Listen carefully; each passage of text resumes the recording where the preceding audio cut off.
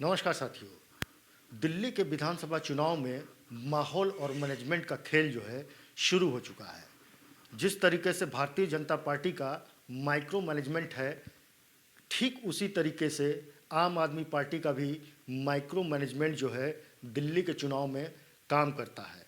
शायद आम आदमी पार्टी का जो माइक्रो मैनेजमेंट है वो कहीं न कहीं दिल्ली में भारतीय जनता पार्टी के माइक्रो मैनेजमेंट में हावी है।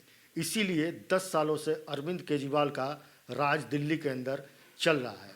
लेकिन कांग्रेस जो है इन पूरे मुद्दों में कहीं न कहीं पिछले 10 सालों से हाशिए पे चली गई है और 10 सालों से कांग्रेस जो है देश और दिल्ली दोनों जगह जो है अपनी विसाते जो है बिछाने की कोशिश कर रही है, सरजमी को तराशने की कोशिश कर रही है, लेकिन उसमें वो सफल नहीं हो पा रही है।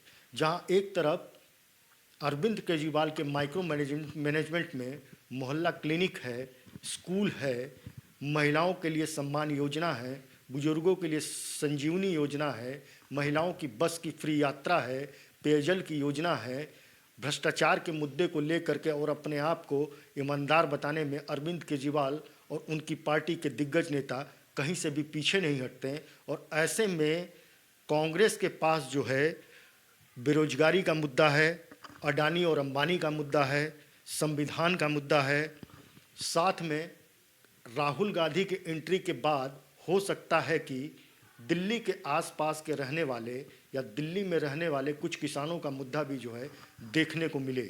लेकिन वहीं भारतीय जनता पार्टी के पास जो है आम आदमी पार्टी और कांग्रेस के भ्रष्टाचार का मुद्दा है। भारतीय जनता पार्टी के पास विकास का मुद्दा है। भारतीय जनता पार्टी के पास राजमहल और शीश महल का मुद्दा है।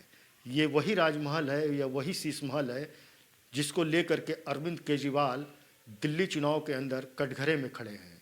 सीएजी की रिपोर्ट आने के बाद भारतीय जनता पार्टी की ओर से प्रधानमंत्री नरेंद्र मोदी ने खुद अपनी रैली में केजरीवाल के शीश महल का जिक्र किया और किस तरीके से घोटालेबाजों की सरकार को कह करके जो है प्रधानमंत्री नरेंद्र मोदी ने इंगित किया।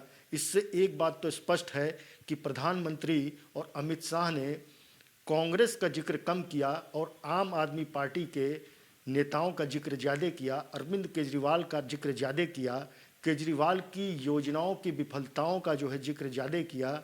इससे एक बात तो की तस्वीर जो है वो पूरी तरीके से दिल्ली के विधानसभा चुनाव में साफ होकर के आ रही है कि भारतीय जनता पार्टी ये मानती है कि कांग्रेस जो है कहीं से भी दिल्ली के विधानसभा चुनाव में कहीं भी खड़ी हुई दिखाई नहीं पड़ती है। लेकिन कहीं न कहीं भारतीय जनता पार्टी को ये डर है कि पिछले 10 सालों से जिस तरीके से आम आदमी पार्टी की टीम ने अपना माइक्रो मैनेजमेंट किया हुआ है, वो कहीं इस बार भी जो है 2025 के चुनाव में भी भारी न पड़ जाए। इसी वजह से शायद दिल्ली में प्रचार की कमान जो है प्रधानमंत्री नरेंद्र मोदी और अमित शाह ने खुद से संभाल के रखी हुई है। प्रधानमंत्री नरेंद्र मोदी अपने विकास की योजनाओं को जहां रैलियों में गिना रहे हैं, वहीं दूसरी तरफ जो है अमित शाह ये दावा करते हैं कि जिस तरीके से आम आदमी पार्टी ने दिल्ली के अंदर सरकार बनने के बाद जो दावे किए थे, वो दावे उनके खोखले हैं, झूठे हैं। जो झुग्गी झोपड़ियों की वो बात करते थे उसमें भी वो फेल हुए हैं। साथ में अमित शाह का ये भी कहना है कि जिस तरीके से दिल्ली की जनता को जो सहूलियतें मिलनी चाहिए थी, वो आम आदमी पार्टी की सरकार में कहीं भी जनता को मिलती हुई नहीं दिखाई पड़ती है। तो साथियों, एक बात स्पष्ट है कि माहौल और माइक्रो मैनेजमेंट की लड़ाई जो है दिल्ली के विधानसभा चुनाव में देखने को मिल रही है, क्योंकि भारतीय जनता पार्टी का माइक्रो मैनेजमेंट जो है वो पूरे देश में जिस तरीके से हरियाणा का चुनाव हुआ या महाराष्ट्र का चुनाव हुआ, तो वहाँ भारतीय जनता पार्टी का माइक्रो मैनेजमेंट काम कर रहा था। ठीक उसी तर्ज पे जो है आम आदमी पार्टी ने भी अपने माइक्रो मैनेजमेंट के ऊपर काफ़ी जोर दे करके रखा है और जिस तरीके से डाटा कलेक्शन पे वो काम कर रहे हैं।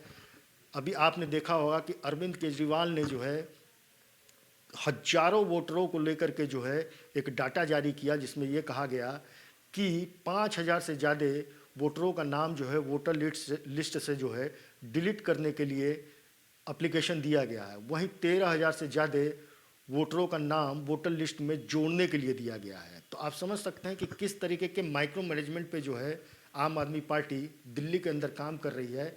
वहीं भारतीय जनता पार्टी भी इस माइक्रो मैनेजमेंट में कहीं भी आम आदमी पार्टी से पीछे नहीं है।